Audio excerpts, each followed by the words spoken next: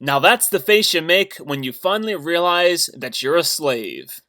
Hey, what's up, fellow slaves? I'm sure most of you have already heard about this story about a pregnant Australian mom who was arrested for a Facebook post planning a lockdown protest. And if you haven't, well, you're going to hear about it here. And if you have, don't worry, I'm going to do something that other people covering this event haven't done. And that is, I'm going to be looking at her news conference interview that she did after she was released from jail.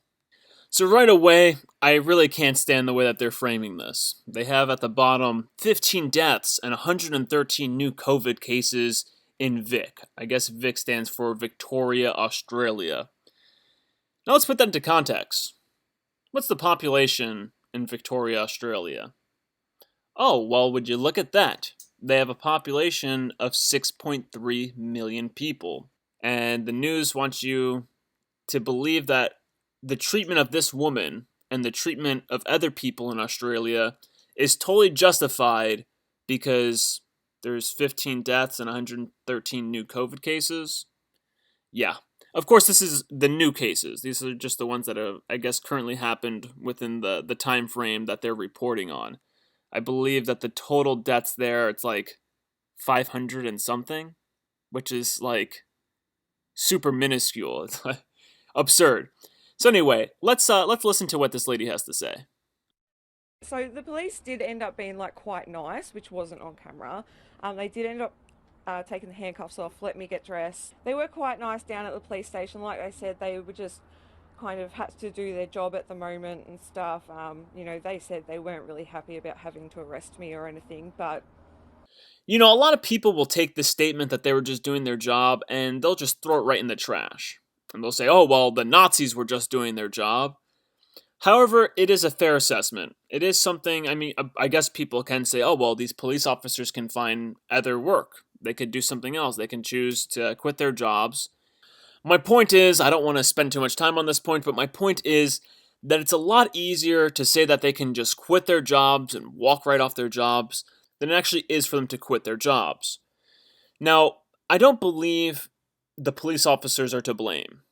I really do. I accept this thing that they're just doing their jobs, and I think that all of the blame should be placed on the politicians. The politicians who enact these laws, who enact these policies, and the politicians who empower the police, who actually give the police such authority.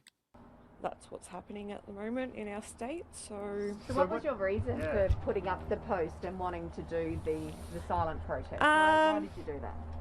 well, for one, I actually, sorry about my bimbo moment. I didn't realise that I wasn't allowed to. I don't like that she refers to it as her bimbo moment. She is a victim of tyranny. See, and this is why I said at the beginning of the video, that face you make when you realize that you're a slave. She really believed that she was in a free country. Australia presents itself as a free country that is all for human rights, and a human right is free speech. This is a human right. This is not a right given to you by government because you have an innate human capacity to speak. This is a gift granted to us by God or the laws of nature that no man, no government, or no group of people ought to be allowed to take away from us. And I did kind of want to protest in Melbourne, but obviously I knew I wasn't allowed to do that. So I just wanted to feel like I was doing something, standing up for human rights. I'm just a passionate person and I'm sick of the lockdowns. I'm sick of hearing about suicides. I personally lost my job, and just sick of watching the economy collapse.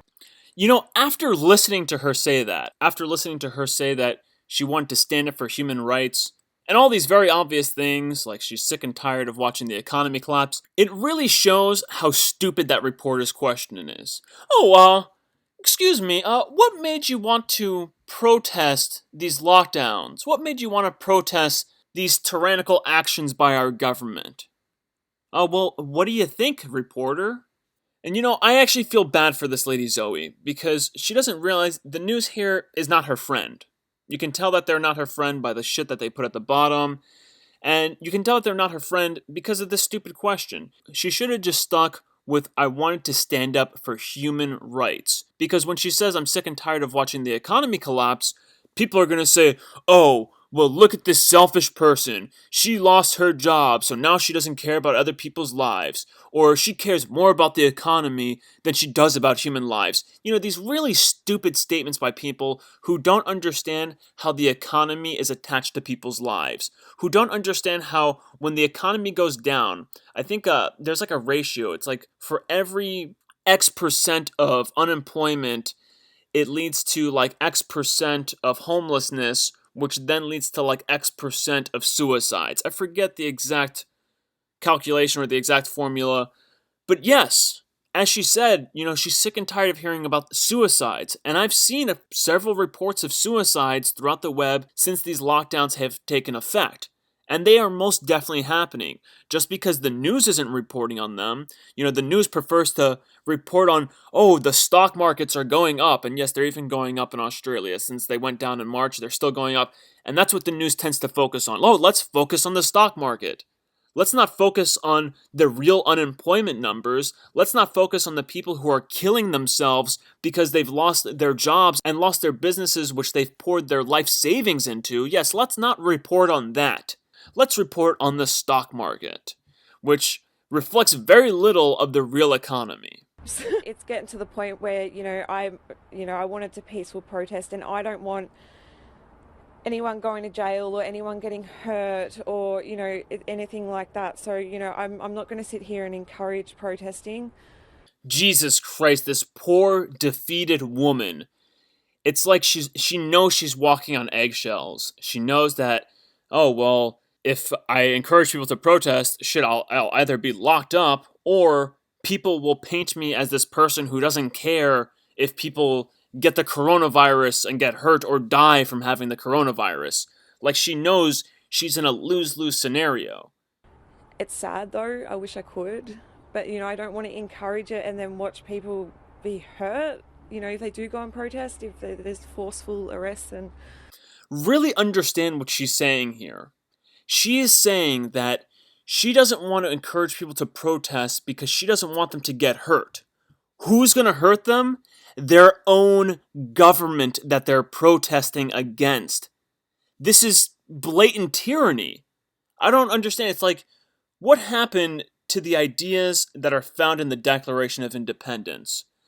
The idea that when a government becomes destructive of its ends, it's the right of the people to alter or abolish that government. It's the right of people to petition that government and to express their grievances towards that government. What happened to this idea? I know it's an idea that, people can say is, oh, that's strictly for the United States. Well, the Declaration of Independence, the ideas found in the Declaration of Independence are not exclusive to the land of the United States. It's not exclusive to the land of America. This was a general idea that's supposed to be true for all people around the entire world. And you have countries like Australia that claim to care about human rights, where people are now afraid, people like this woman, who have done nothing wrong, but simply create a post encouraging people to go and peacefully protest. And I'm sure that they would have peacefully protest. All of these anti-lockdown protests I've seen have all been peaceful. So she's done nothing wrong. These protesters have done nothing wrong, but yet she's here saying, I don't want people to get hurt. I don't want people to be forcefully arrested. I don't want to see the boot of the state to stomp down on people like it stomped down on me. Stuff like that. So I don't even know. It's just so emotional. Like, I'm just baffled. Oh yes, it is baffling when you go your entire life thinking that you're free, thinking that you're not a slave, only to find that you're not free and you are in fact a slave. Would you still go and protest if you could?